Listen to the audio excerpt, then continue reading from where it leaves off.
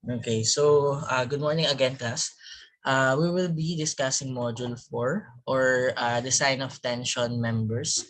So this one, ito yung first na itatakal natin sa pagde-design sa steel and timber na subject natin. Okay, so what are the common tension members? So for the common tension members, so before that, what is a tension pala? What is a tension, design of tension members?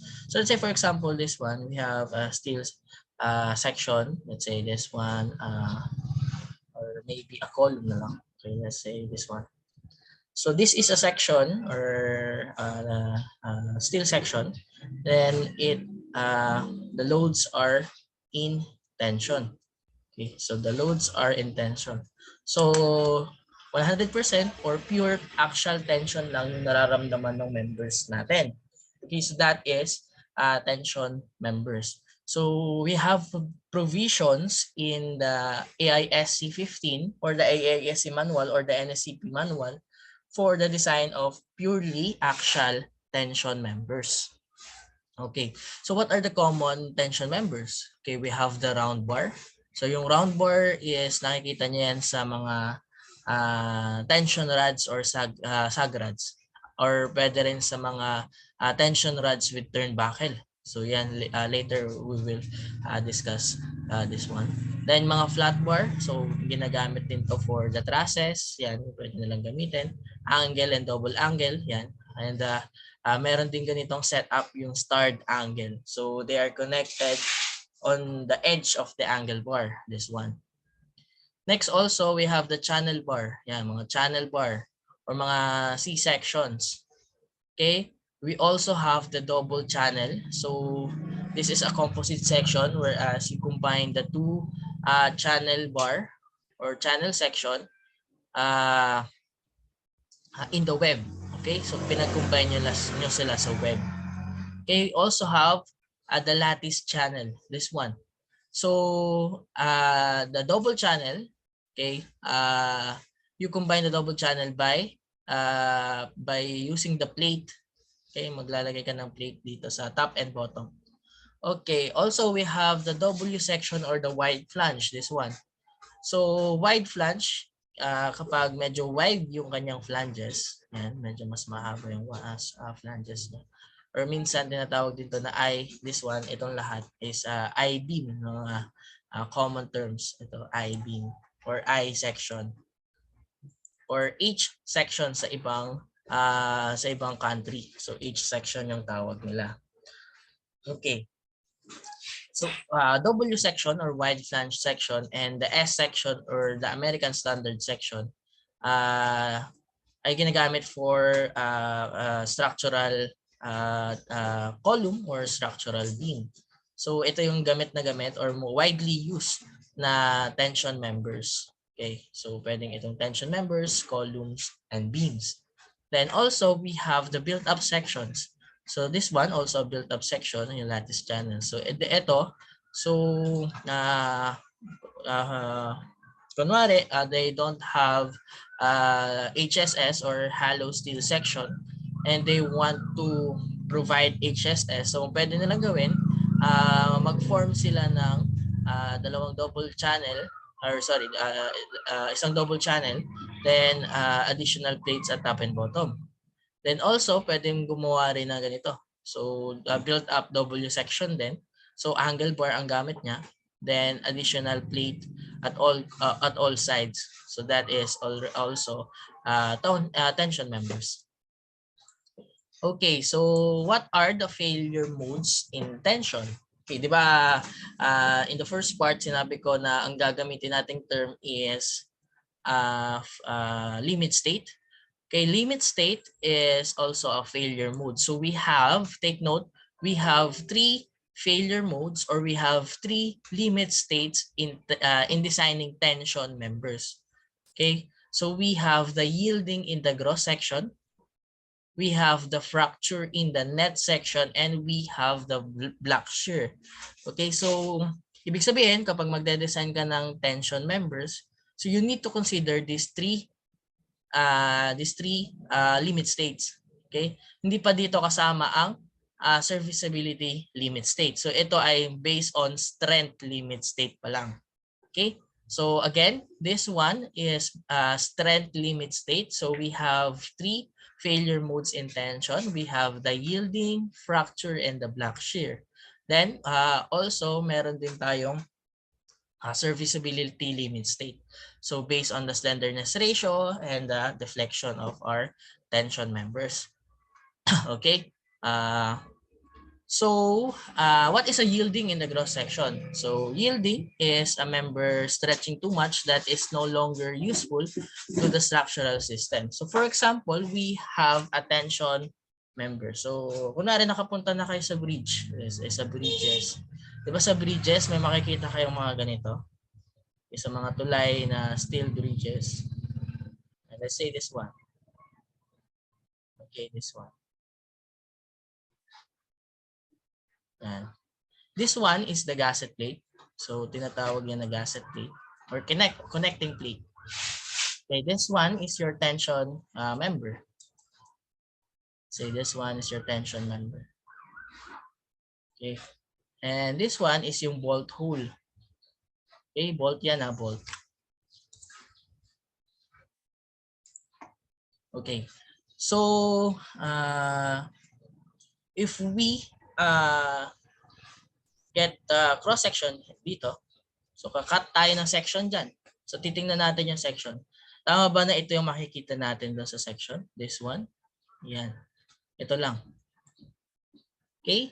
So if we cut yan, pinutol mo yan, gumawa ka ng cutting plane dito, ito yung makikita mong section.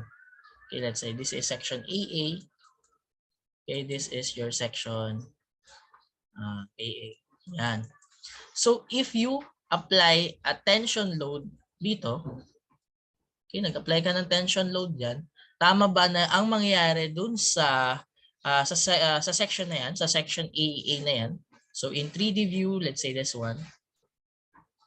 Yan, ito. Yan. Okay, yan, ito, yan. So imagine 3D yan ha. Okay. So, ang mangyayari dyan, mag-yield po yan. So, pwede mangyari, due to that tension, mag-yield yung buong cross-section na yan. Okay. I-gets nyo ba yung drawing? This is a 3D view. So, ito yung length, width, and thickness. Okay? So, yan ang mangyayari dun sa gross area. So, if yung load na tension T is apply on that section and there is no longer useful, so mangyayari magkakaroon ng yielding. So kung ganyan yung failure mode na nangyari dun sa tension member mo, so that is a yielding failure mode or yielding in the cross section failure mode. So this formula, so later na lang natin i-discuss dito. So this one. And also, we have the fracture in the net section. Okay, the fracture in the net section, a member could locally stretch at bolt hole so much of making load transfer between the tension member and the rest of the structural system difficult. Okay, so for the fracture in the net section, nangyayari lang ito kapag meron kang bolt holes. Okay, take note. This is existing when you have a bolt holes. Okay, so paano nangyayari doon sa fracture in the net section? So let's try also cut a section dito. Cut tayo doon sa section doon sa may hole. Let's say ito. And cut tayo dito. So if we cut a section line dyan, so this, let's say this one is section BB. Okay, so section BB, this one. So tama ba na ang makikita nating section is this one? Pangit. Wait, this one. Ayan. So ito yung may hole dito. Hindi. Okay, this one also may hole. Yan. Then this is section BB. Then kapag tiningnan natin sa 3D view, tama ba na ganito yung makikita natin? So this one. Ito may hole. Hole. Then this. Yan.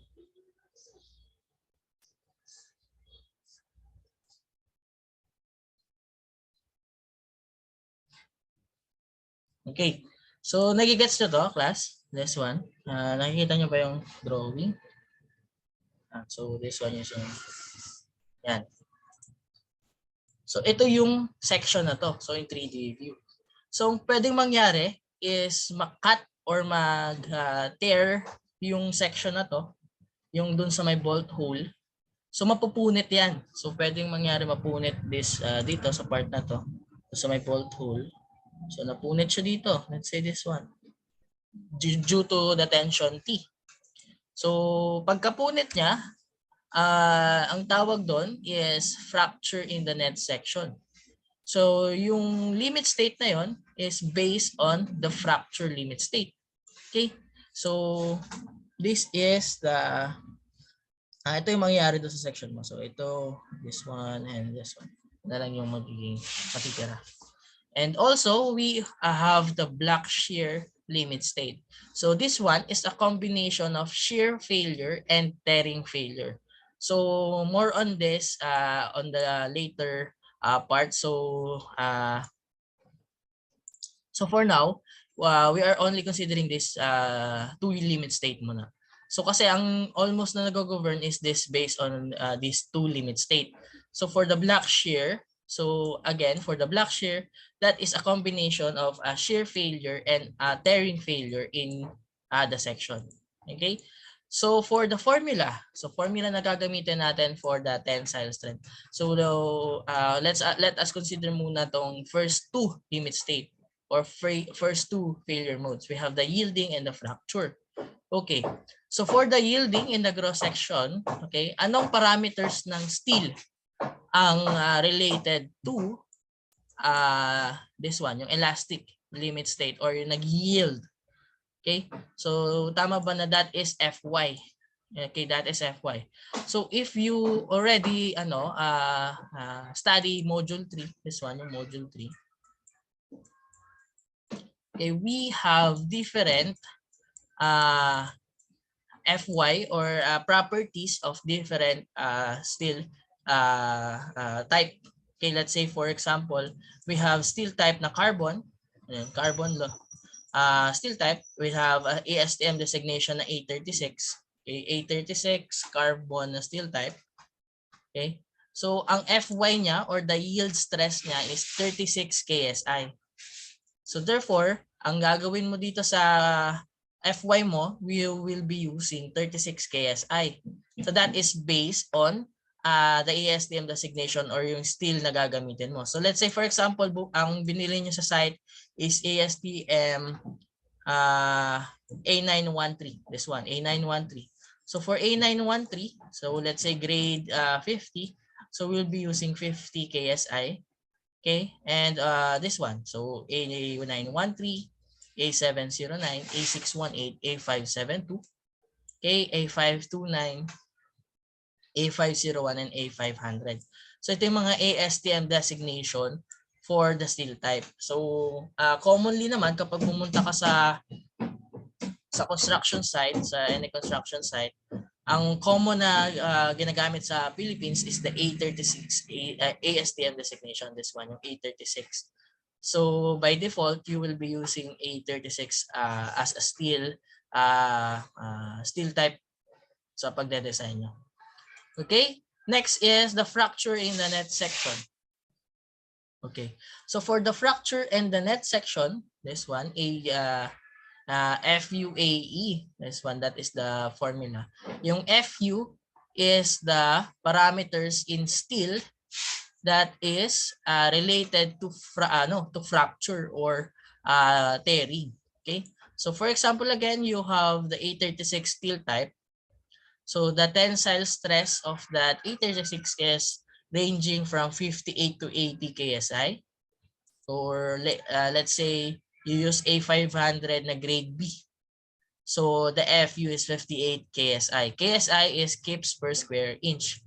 Okay? Ayan. So different material, different steel type, different yung properties niya. Okay? So what is AG? What is AG and what is AE?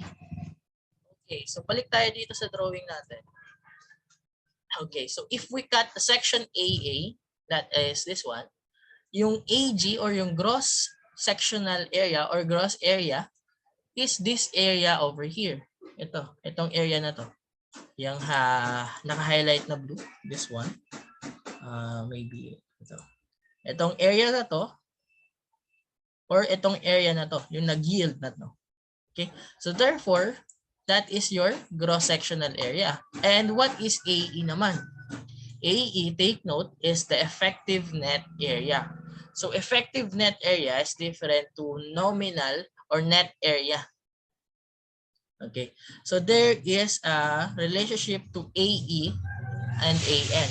AE is equivalent to UAN or shear log factor times the net area. So more on this on next slides. Okay, so for now, we are assuming that AE is equivalent to UAN. So ano yung effective net area, class? Yung effective net area is yung area na kung saan nagkaroon ng fracture. So in the case natin na to, this one, so di ba napunit siya dito? Yan, nagpunit siya dyan. So yung area na fracture is itong area na to. Tama ba na ito yung area na yan? This one, and this one. So paano ba isinusolve yung area na yan? So tama ba na that is also AG? This one. AG yan lahat, itong area na to. So maybe try natin itong kulay. Let's say this one. Itong buong original nito, yung original area nito, that is also AG. Okay, tama ba? That is also AG. Then, nabawasan lang siya ng dalawang butas. Butas na to, okay, itong butas na to, and itong butas na to. Okay? So therefore, our AN is equals to yung gross sectional area mo or gross area minus yung dalawang butas or the area of the holes. Kung ilan mo yung area of hole mo. Tama ba? So therefore, yung AE natin is this one. Okay? Then for LRFD, your PU or the ultimate load PU is equivalent to VPN. So remember that we have WSD and ASD and LRFD, whereas your phi is less than 1.0 and minumultiply natin siya doon sa resistance. Okay, so that is why your ultimate load is equivalent to or should be less than or equal to phi times the nominal capacity. Yung nominal capacity or the nominal tensile capacity, di ba yan yung for example si Heidelin Diaz, so yun talaga yung kaya niyang buhatin and naglalagay lang tayo ng resistance factor. Okay, so that is this one. So yung phi niya is 0.9 in yielding and yung phi niya in fracture is 0.75. Okay, so for ASD or by the WSD or ASD or allowable stress design, okay, recall that diba nagde-divide tayo ng factor of safety whereas your factor of safety is greater than 1.0. Okay, so this one also, yung yielding mo, the factor of safety or the omega sub t is 1.67 and the fracture or the omega sub t is 2.0. Okay, so dapat yung capacity, yung demand mo is hindi lumagpas sa capacity. And yung demand mo dapat hindi lumagpas sa capacity. Okay? So the cross-sectional areas, so again, the gross area is the total cross-sectional area of a tensile member taken along the transverse line where no holes are provided. Okay? So that is this one. So ibig sabihin, that is perpendicular dun sa load acting mo. Let's say this one yung team mo. And perpendicular doon, ito yung line section AA and without holes, okay, without holes. So that is the gross area. Okay, then we also have the nominal hole dimensions. So ito yung table J3-3 is standard bolt hole that are usually punched in the section. Okay, so ito yung makikita mo sa manual na kapag ang bolt diameter, ang standard type ng butas is 9/16. Kapag oversize na, 5/8. Yan. Then kapag ang bolt hole mo, let's say, is 6 inches, yung standard diameter mo is 11/16. Oversized na yung size na 13/16, and so on and so forth. Okay, so if you don't have this table, so wala kang table na to. For example, wala kang table ng nominal hole dimensions. So hindi rin naman hindi siya nasunod sa site, for example. So pwede kang mag-solve based on the bolt diameter. Okay, so this one. So the net area, so again, recall that the net area is basically your AG, or the gross sectional area, minus the area of the holes. Okay, so for the design purpose, the bolt hole diameter is equal to the bolt diameter plus 1/16 inch for the standard punch hole, plus 1/16 for the damage incurred making the hole. So DH should be equals to DB plus 1/8 inches. So ulitin natin. So ang sabi niya, yung diameter ng hole daw should be greater than diameter of the bolt. Siyempre, hindi ka naman makakapaglagay ng bolts kapag saktuhan lang siya, or mas maliit yung butas kaysa dun sa bolt na ipapasok mo. Okay. So according to the AISC manual, the diameter of the hole should be DB plus 1/16 inches for the standard punch hole. Ibig sabihin, always na kapag bumili ka ng pambutas sa mga plates or sa laging mas mataas yan ng 1/16 inches dun sa diameter of the bolts mo. Okay? And also, you will also add 1/16 inches again for the damage incurred by making the hole, or yung damage dun sa site. So ito is due to standard punch hole. So yung mga nabibili mo na pang punch, nabibili na pang punch dun sa butas. Okay? And this one is due to the damage incurred in the site or by making the hole.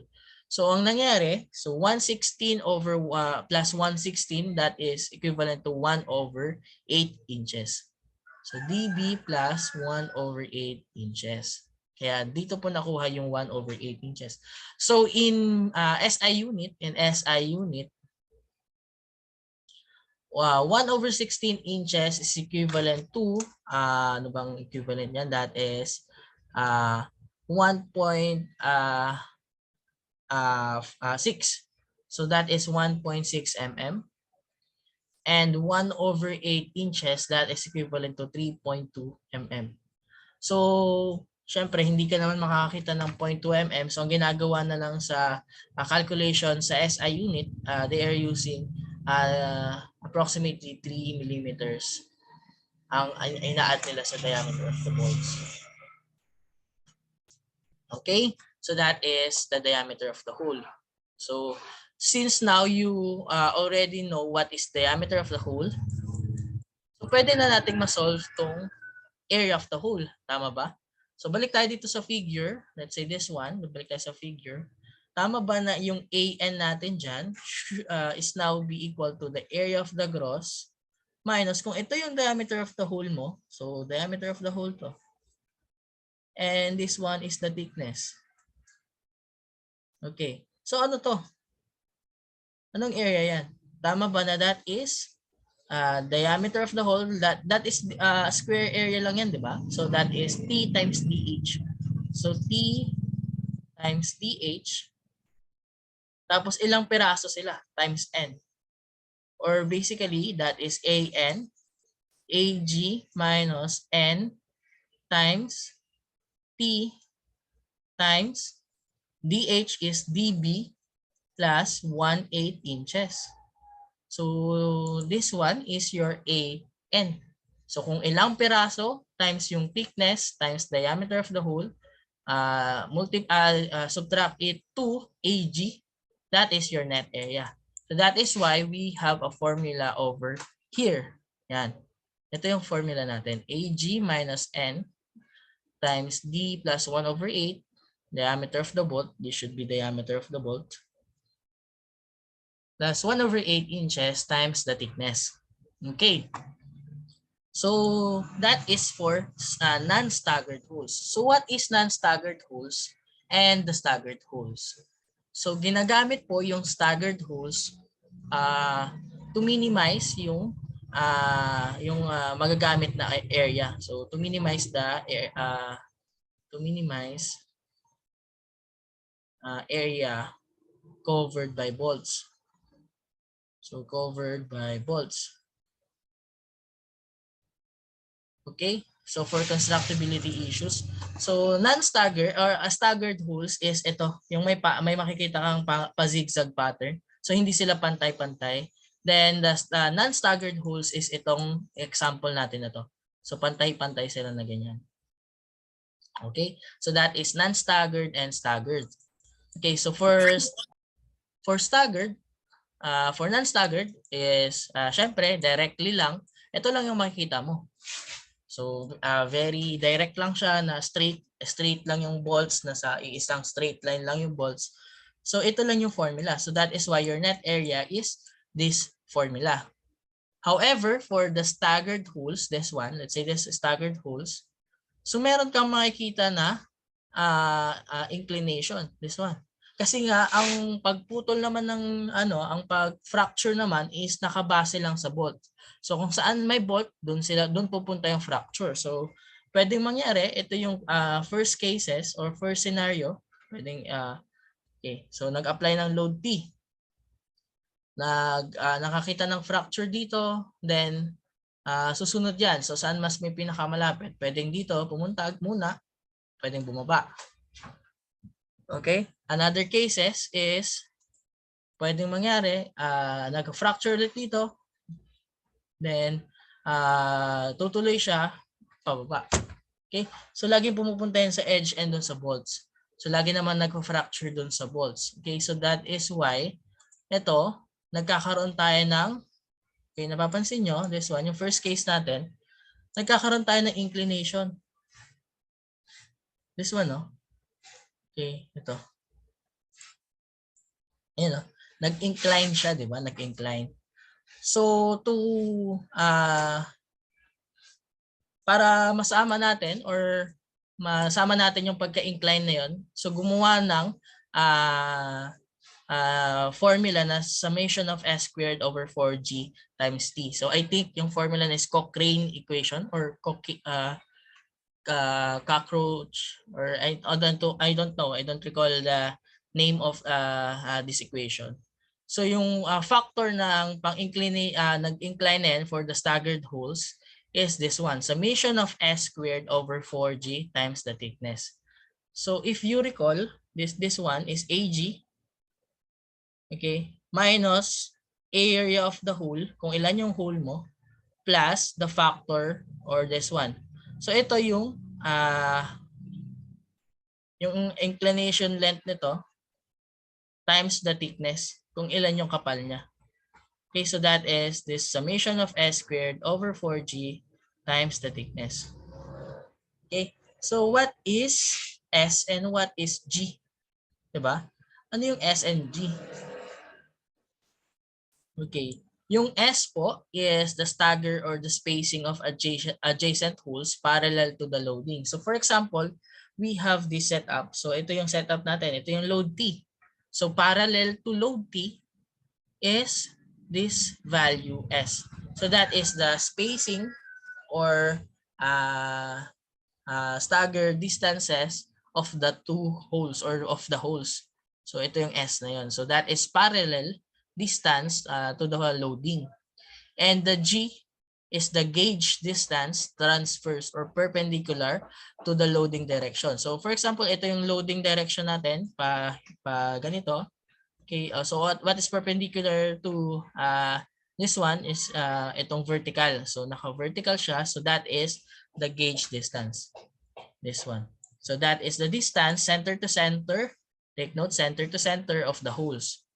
So G and this S. Okay, so that is for the staggered holes. So again, we have two set up for two kinds of bolts na pagpapattern. We have the non-staggered holes and the staggered holes. Whereas pag non-staggered holes, ang area or the net area is simply AG minus area of the hole. However, for staggered holes, yung net area is AG minus area of the hole plus additional factor to accommodate yung pagkaka-incline ng staggered holes. Okay, so that is this one. So, what is the effective net area? So, ito is just for net area lang. Okay, so di ba if you recall the formula for fracture, ang ginagamit ng formula is AE. AE is the effective net area. So what is effective net area? Okay, so for structural shape consists of elements that make up its shape. So for example, a W shape consists of 5 elements. Okay, so di ba ang W shape, if you know the W shape, yan. So consists of 5 elements. Okay? So meron tayong 2 elements sa flange and 1 sa web. Okay? So ito yung flange, flange, flange, flanges, and this was the web. Okay? So we have 5 elements dun sa wide flange. Okay, whereas sa C-shape consists of 3 elements. So 1 element dun sa flange and 1 element dun sa flange. So for example, ito yung C-shape. So may isang element dito, isang element dito, and isang element dito sa web. So that is 3 elements. And for L-shape, we have 2 elements. 1 element for the leg and for each leg, 1 element for each leg. So this is 1, this is 2. Okay, so yung effective net area addresses whether or not the transfer of section loads from a structural shape of fastener involves all or some of the cross-sectional elements of the shape. Okay, so magkakaroon ng effective net area since hindi lahat ng element doon ng isang section is nakakonect. So for example, this one. So kunwari, ito yung column mo. Ito yung column natin. This one is our steel column. Then, ito yung ating beam. Steel beam. Okay. This is elevation view. Ito yung flanges. So, for example, yung ating connection is a shear connection. So, ginamitan mo siya ng end plate dito. Connecting plate. Yan. Let's say this one. Ang nakakonect lang dun sa beam and the web is only the web. Itong web lang. Okay? So kapag web lang, so tingnan nyo, web is just simply 1 out of 5 elements. Okay? 1 out of 5 elements. Hindi lahat ng elements is nakakonect dun sa column. Or hindi lahat ng elements is 100% efficient sa pag-transfer ng load. Okay, so yung effective net area involves the factor that yung for transferring the tension loads. So since hindi lahat nakakonect dito sa ating members, ginagamitan siya ng factor na shear lag factor. So nagkakaroon ng lag. Okay, so just like sa technology, di ba nagkakaroon ng lag sa pag-transfer ng data. So parang ganito rin yung nangyayari. Nagkakaroon ng lag sa pag-transfer ng data dahil hindi lahat ng section is connected dun sa isang element. So hindi lahat nakapag-transfer ng loads. Okay, so that is the shear lag. Okay, therefore the shear lag is accounted by reducing the net area. So since na-solve mo yung net area mo dito, to an effective net area. Okay, so that is why your AE is equivalent to the shear lag factor times the net area. Okay, whereas your U or the shear lug factor is less than or equal to 1.0. Siyempre, 100% yung 1.0, less than 100% yung shear lug factor or yung shear lug value. Okay? So that is the formula for AE or the effective area or the effective area. Okay, so paano mo naman i-solve yung shear lug factor U? Okay, so how to solve for the shear lug factor U? So the AISC gives an example or a table to solve for the shear lug factor on different setup or different connections. So for example, this one, so zoom in ko lang dito. Okay, so for the description of an element, let's say all tension members is connected to the plate or lahat ng cross-sectional element transfer. So basically by means of welding or by means of bolts. So yung shear lug factor mo is 1.0. So ibig sabihin 100% of the loads is na transfer niya since connected sila lahat, yung lahat ng element. Okay? Another case is this one. So, tingnan niyo to. Ito yung example natin kanina. So, tingnan mo siya dito. So, ito may dalawang, let's say, dalawang plate lang doon sa may web. Dalawang plate sa web. So, just like this one. Okay, ito. Just like this one. So, that is all tension member except the HSS where the tension load is transmitted to some, okay, but not all. So you have a factor, shear lug factor U minus, U is equals to 1 minus X bar over L. So that is your formula now. Okay, formula to get your shear lug factor.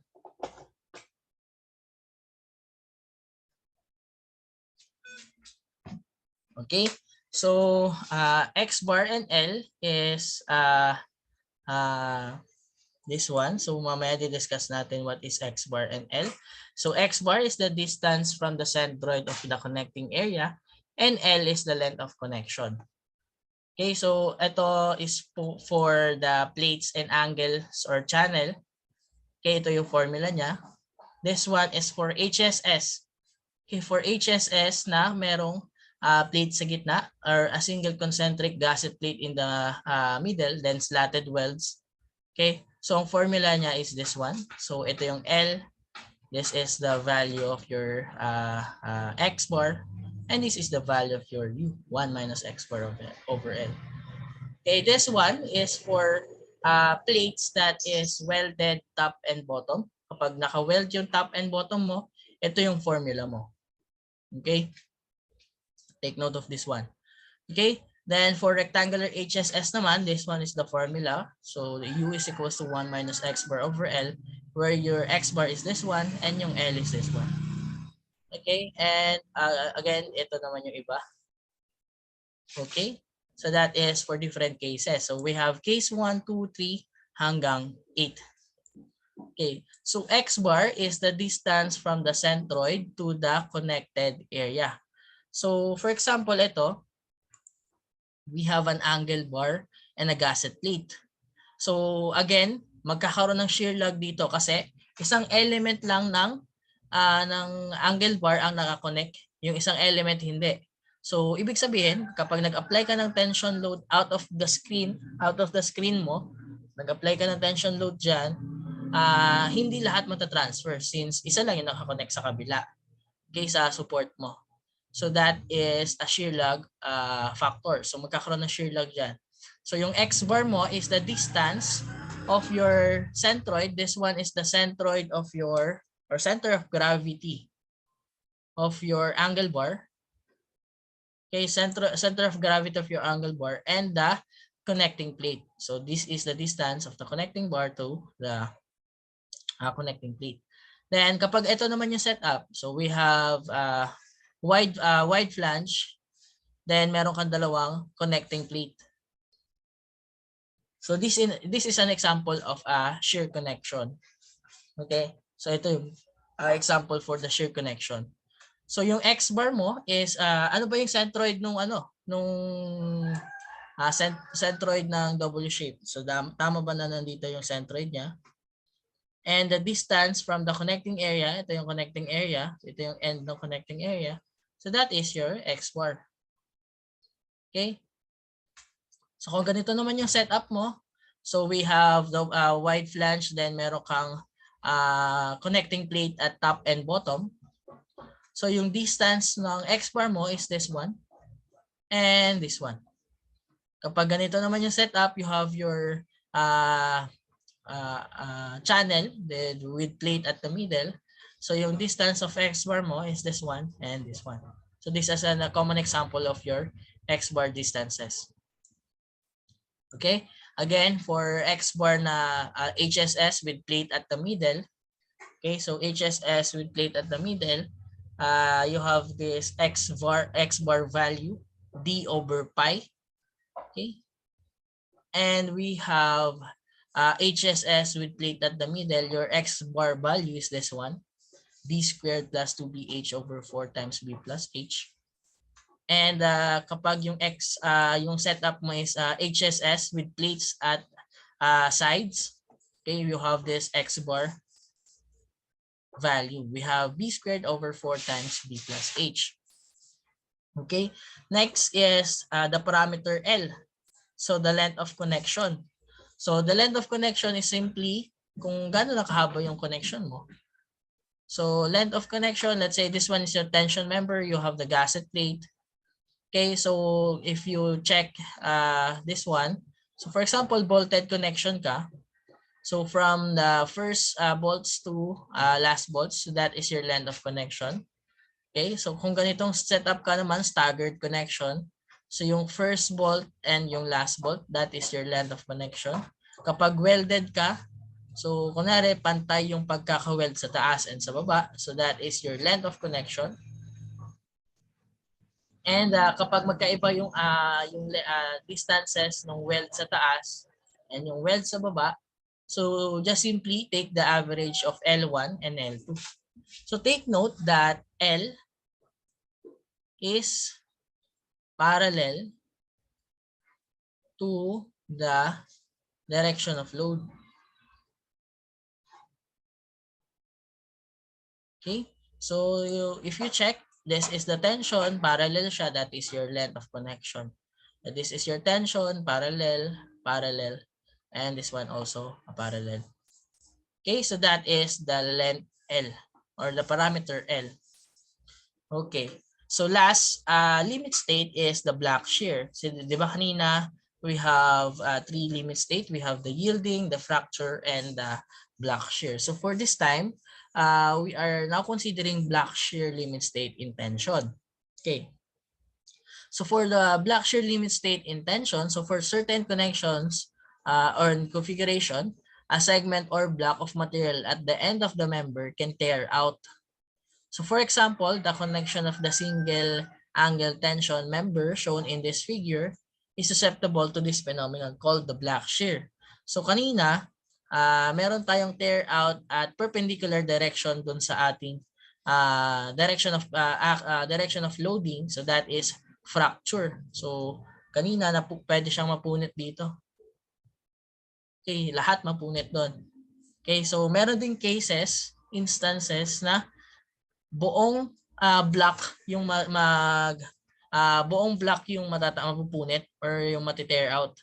So pwedeng mangyari itong buong block na to, so may holes, ma-tear out. So natanggal yung side na to and matatanggal din yung side na to. Okay? So kung ganyan yung cases na mangyayari is syempre meron kang tension and shear dito sa block shear na to. Kaya nga siya block shear. That block shear is a combination of tension and shear tearing area in the tension members. So this one, so ito yung area na mati-tension and ito yung area na mag-shear. And this one. So ito yon. Ito yung area na tension, ito yung area na shear. So kung titingnan mo siya dun sa let's say 3D perspective, so yung ito, so okay, this one, yung area na yan, okay?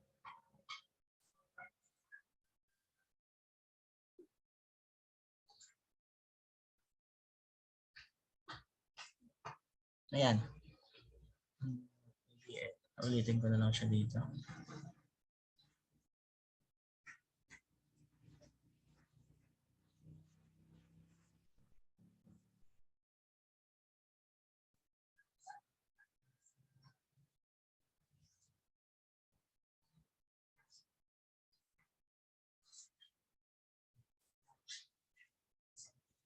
Okay, hindi nakita. Ayan. So, ito yung area. Ito yung area na nagsusceptible sa tension. Itong area na to. And this one is yung area na nag-shear.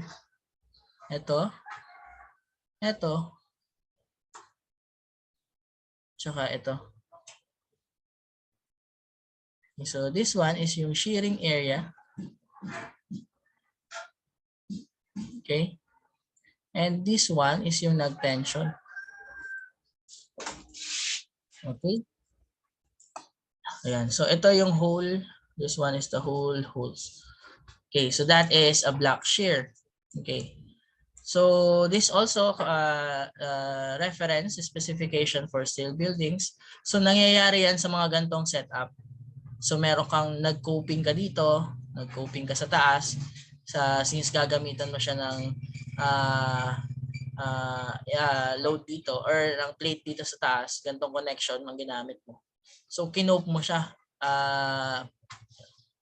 para lang ma-accommodate yung plate dito sa taas. Okay, may plate yan dito sa taas. Yung plate na yan is ito. Okay, so nag-coping ka dyan. Then, pwedeng mangyari, ito yung shear area mo, ito yung tensile area mo. So, pwedeng mag-tear out yung ito lahat. Tear out ito. Yan. So, that is an example of a block shear failure. Okay, so for the formula for the block shear strength, so according to the AASC, we have this formula, the available strength of limit state and block shear rupture along the shear failure path and perpendicular tension failure path is determined as follows. So if you check AISC J4-5, the nominal resistance for block shear is equivalent to 0.6 FU AND. That is the net area in shear AND plus UBS, okay, FU ANT. ANT is the net area subjected to tension, okay, and should be less than or equal to 0.6 FY AGV or the gross sectional area in shear and plus UBS FU ANT or the net area in tension. Okay, whereas in LRFD, since that is load resistance factor design, so i-multiply mo yung factor phi. Whereas your RU is equivalent to phi RN, and for ASD, your RA is equivalent to RN over phi, omega. Your omega is 2.0 in ASD, and your LRFD, the value of phi is 0.75. Okay, so what is the value of UBS? UBS is the tension stress in uniform. So UBS is equals to 1 when the tension stress is non-uniform, and is uniform, sorry, and UBS is equals to 0.5 when the tension stress is non-uniform. So this is an example of a uniform and non-uniform tension stress. So you have a bolted angle, a welded angle. Okay, so since they are all uniform, this is the case where your UBS is equals to 1.0. Okay, so for the case of a multiple row beam connection, end connection, this one. So that is an example of UBS or tension uniform that is non-uniform, that is 0.5. Okay, so tension non-uniform 1.5. Okay, so by default, so given the problem, so hindi nagbigay ng UBS value, always consider UBS is equals to 1.0. Okay, then additional for designing a tension member. So let's say we use a tension rods naman. So tension rods is simply ganito lang. Okay, so you can use a rebar or steel rounded shape na steel solid circular shape lang siya. Okay, so that is a tension rods. So the designing a tension rods, okay, the design of tensile or shear strength is equivalent to VRN for the LRFD and RN over omega for the ASD. Whereas your RN is equivalent to FN times AB. Okay, yung FN mo is just simply nominal tensile strength, FNT. Okay, so itong formula din nito is ginagamit kapag shear strength of the bolts. So that is FNAB din. So papalitan mo lang yung FN ng FNB. Okay, so wag nyo na lang munang intindihin yung FNB. Okay. So this one, Rn is equals to FNAB. So AB is just simply area of the bar. So let's say for example, gumamit ka ng 12 mm na tension rod. So tension rod is this one, 12 mm lang. So simply, the AB is equals to pi over 4 times 12 squared. So that is AB. Then substitute nyo lang yung value of your Fn. Okay, so FNT for nominal tensile stress. So there are different values of Fn based on different strength of fasteners and threaded parts. So for example, gumamit ka ng A307, okay? A325, okay, this one, A490, F3043, okay, this one. So ito yung mga nominal tensile strengths or FNT. So 45 KSI, that is equivalent to 310 MPa. 90 KSI, 620 MPa. 113, 780. Then kapag if you don't know this values, pwede mong gawin is use the formula 0.75 FU and 0.75 FU. Okay. So this table is from the A360-16 or the AASC manual. Okay, so in summary of our all discussions, so we have three limit states in designing a tension member. So we have the yielding of the cross section, we have the fracture in the net area, and the block shear. Okay, so okay, balik tayo dun sa isa. Dun sa cross sectional area is just simply based on the parameter Fy. So based on the parameter Fy lang siya. Okay, and Fy is just the yield strength of your steel. Okay, na kung ano yung gagamitin mo. For the fracture in the net section naman, that is Pn is equals to Fu times Ae. So basically, depends on the parameter Fu of the steel or the ultimate tensile strength of the steel na gagamitin mo. Okay, then AE is the effective net area where A is equivalent to U times AN. So we have to solve first the value of AN, whereas AN have two types, kapag staggered connections or non-staggered connections. And the shear lug factor U is based on the cases based on the cases given. So we have 8 cases based on the AISC, or by using the formula U is equals to 1 minus X bar over L. That is the general formula. Then X bar is the distance of the centroid to the connecting part, and L is the length of connection. So basically, you have your effective net area. Then for LRFD, you have different resistance factor. You have 0.9, 0.75 for yielding and fracture respectively. And for AST, basically you use omega factor 1.67 and 2.0 for yielding and fracture also. Okay, then for the Blackshear limit state. So Blackshear limit state is a combination of tearing on the plate of the steel connection or steel member, this one, or the tearing out. So we have a combination of shear and tension. Okay. So by shear, yung shearing area, and tension is yung tension area. So the formula for the Blackshear is given by this equation, and phi is and omega is based on this value. So always assume that value of UBS equals to 1 if not given, or it depends also on the connection type. Okay, so that's it for this discussion. So for the reference of our discussion for today, we have the AASC for the 15th edition, the AASC 2017, the National Structural Code of the Philippines, the still designed by Segi, and my sample lectures from my past professors. So I will also upload this one doon sa Google Drive natin, yung AASC manual.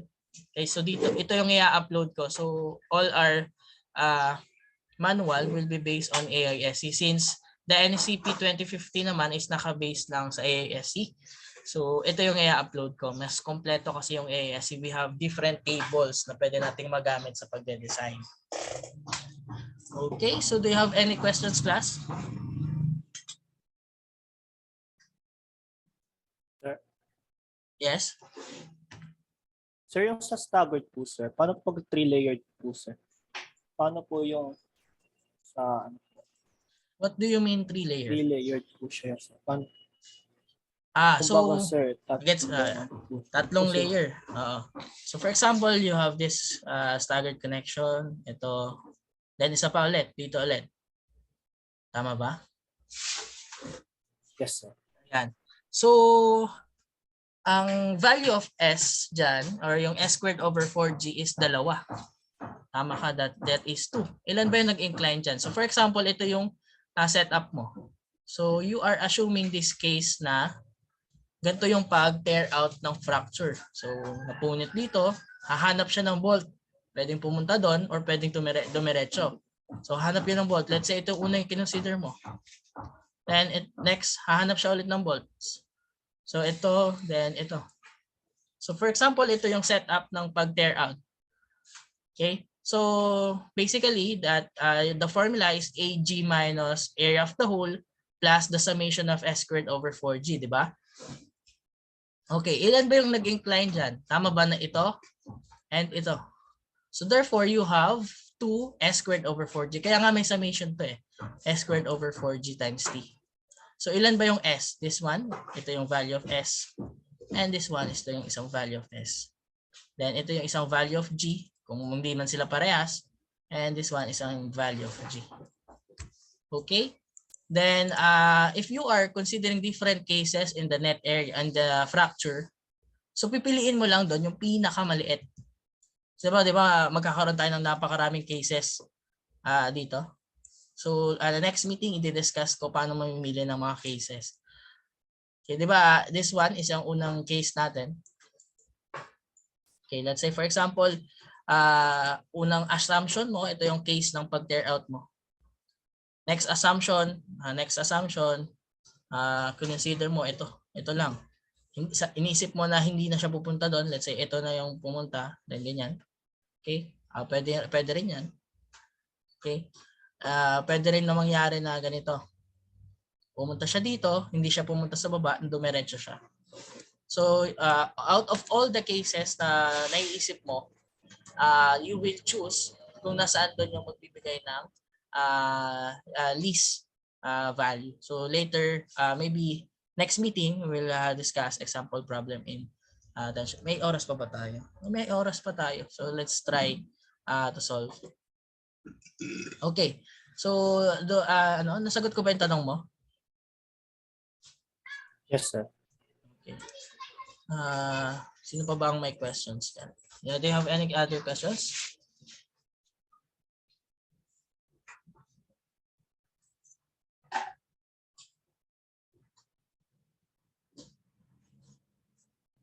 Sir, meron pa po pala. Ha? Sa length? Yung ano, sir, yung ano po, meron pong ASEP Steel Handbook 2004. Pwede po magamit yun, sir? Yung ASEP Steel Handbook 2004 kasi is ano lang siya,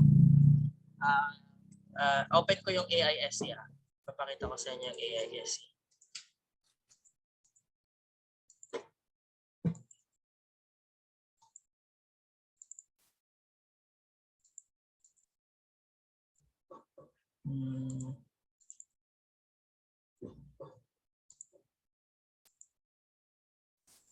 This one. Yung AISC kasi is kompleto. So yung AISC, let's say this one. So maybe you check the video, sana ba yung video ko for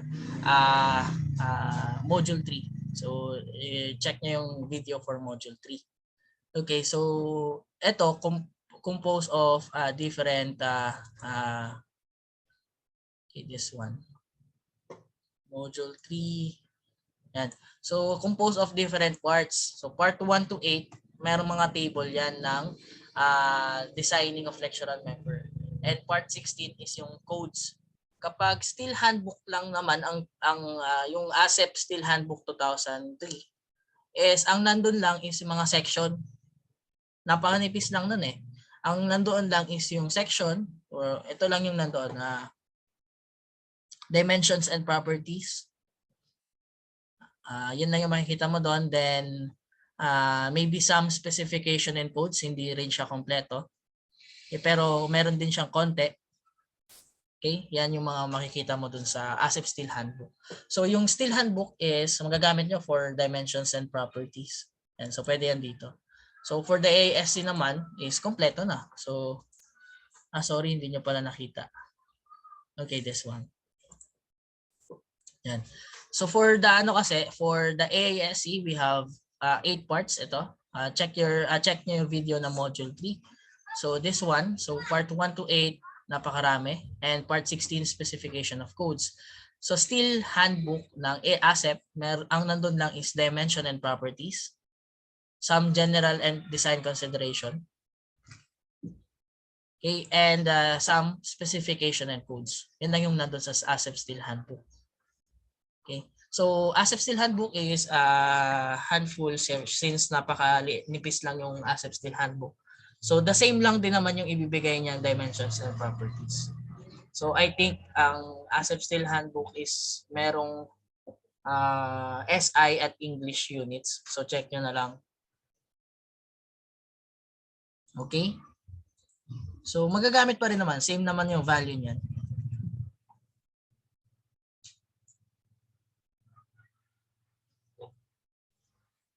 Okay. Do you have any questions?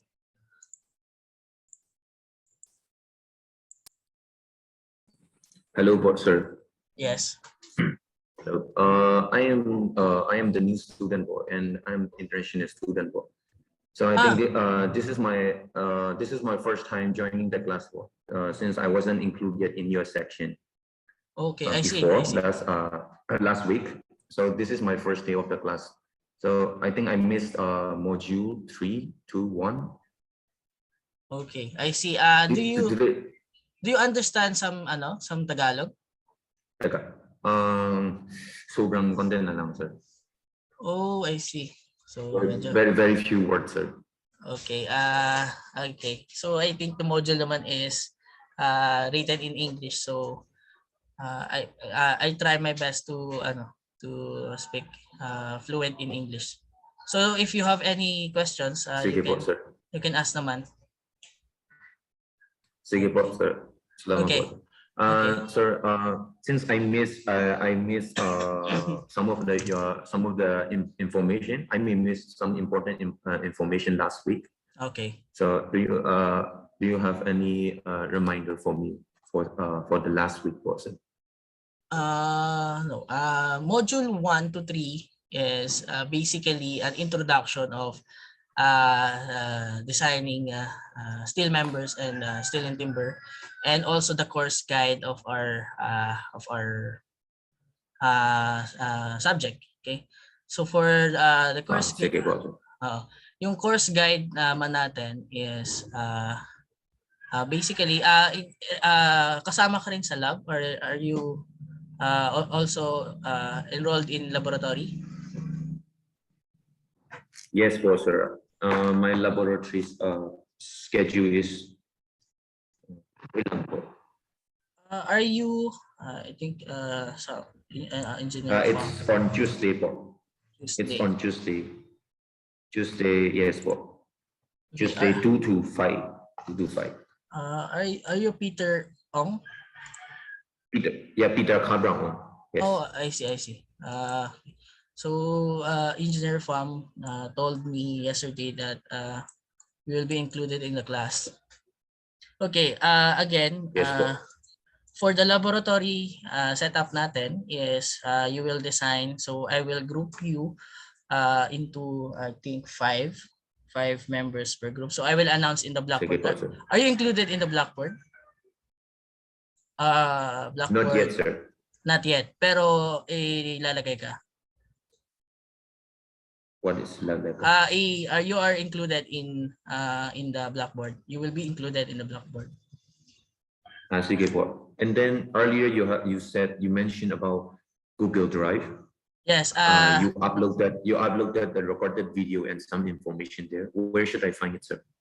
I will email. So can you since you are not already included in the Blackboard, so I will email you beforehand. So before ka mailagay sa Blackboard, so I will email you the Google Drive and the link. Okay, so Sige po, sir. but if you already included in the Blackboard, I already posted the link and the course guide in the Blackboard. So can you send me your email? Email? So, email. Sige po, sir. Right now, sir. Here, dito na lang. Yes. Kahit dito na lang. Sige po, sir.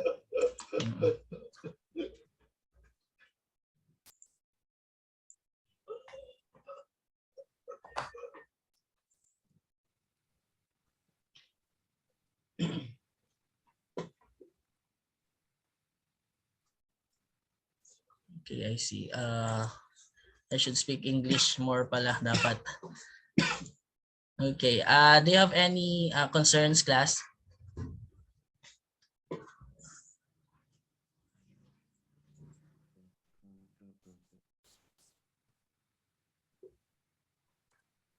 I send it in the chat po, sir.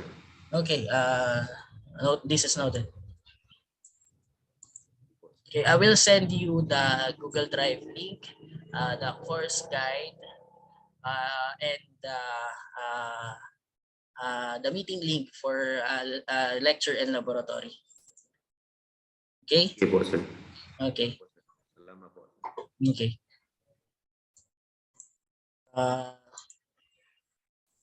Any more concerns, class?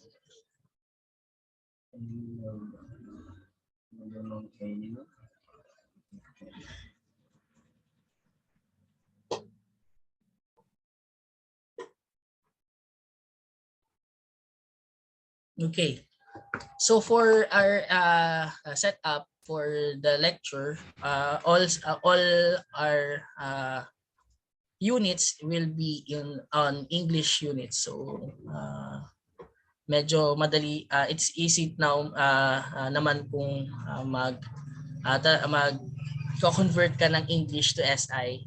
So if you're converting English units to SI, so that is easy. And our reference book is based on English units, so that's why we are using English units for our example problem. So I will also upload module 5 in our Blackboard, and also I will send it to Mr. Peter Ong. Okay, Yes, sir. that's it for today. So see you next week for maybe for our discussion in example problem in designing tension members. Okay, Thank you po. so thank you for listening, class, and goodbye. Okay. Wala ba sila? Thank you po, sir.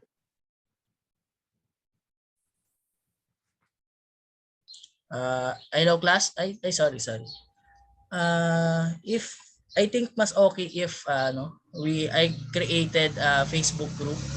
I will create a Facebook group. Okay lang ba sa inyo 'yan? Yes po, sir. Yes po, Yes, sir. po, sir. Yes po.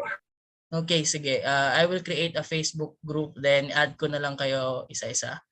Then if hindi ko mahanap yung Facebook nyo, maybe you can add some of your classmates. Okay? Sige.